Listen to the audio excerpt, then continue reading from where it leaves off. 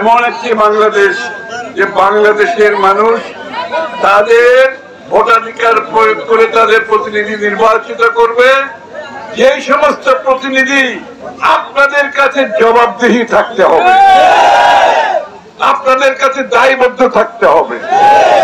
যা ইচ্ছা তা করবে এমপি হয়ে, মন্ত্রী হয়ে, সরকার হয়ে, সেটা বাংলাদেশে আর চলবে না। এটার দিন শেষ হয়ে গেছে। এটা আমাদেরকে সকলকে মাথায় রাখতে হবে। রাজনীতিতে গুণগত পরিবর্তন এসে গেছে। আমরা যদি সেটা না বুঝি আমরা কিন্তু পিছিয়ে পড়বো। বিএনপির রাজনীতি কিন্তু পিছিয়ে যাবে। যে গুণগত পরিবর্তন হয়েছে এটাকে ধারণ করতে হবে, তাহলে তারেক রহমান সাহেবের হাত শক্তিশালী হবে। তাহলে তারেক রহমান সাহেবের নেতৃত্বে বাংলাদেশে বড় ধরনের পরিবর্তন, যেটা জনগণের প্রত্যাশা, সেটা আমরা পূরণ করতে পারবো। আমি আর কোনো বক্তৃতা দিচ্ছি না।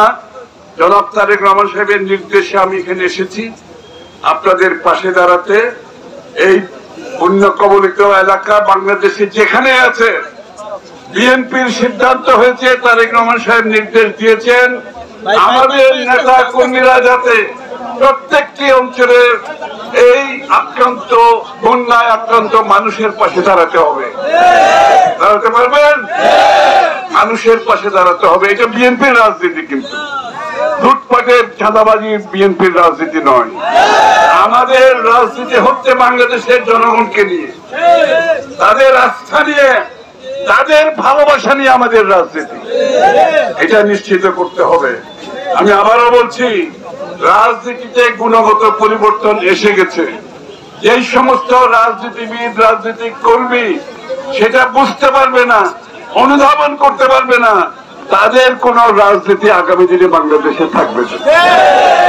যাদের রক্তের বিনিময়ে শেখ হাসিনাকে পালিয়ে যেতে হয়েছে, তাদের রুহের মাগফিরাত করছি। আমরা তাদের রক্তের শোধ কোনদিন দিতে পারবো না। দিতে পারবো ওইভাবে যেই কারণে ফ্যাসিস্ট কর্তৃত্ববাদী স্বৈরাচার সরকারকে পরাজিত করেছে বাংলাদেশের মানুষ। যেই সমস্ত কারণে, সেইগুলো যদি আমরা বাংলাদেশের মানুষের কল্যাণে ফিরিয়ে আনতে পারি, তাহলে তাদের মৃত্যুর শোধ দিতে পারবো। গত 16 বছরে আমাদের যে সমস্ত প্রিয়জনদেরকে আমরা হারিয়েছি, গুম, খুন, হত্যা,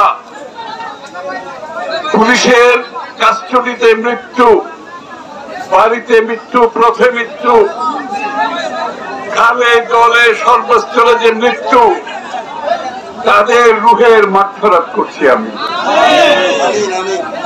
তাহলে আমাদের সকলকে কিন্তু সুশৃঙ্খল থাকতে হবে।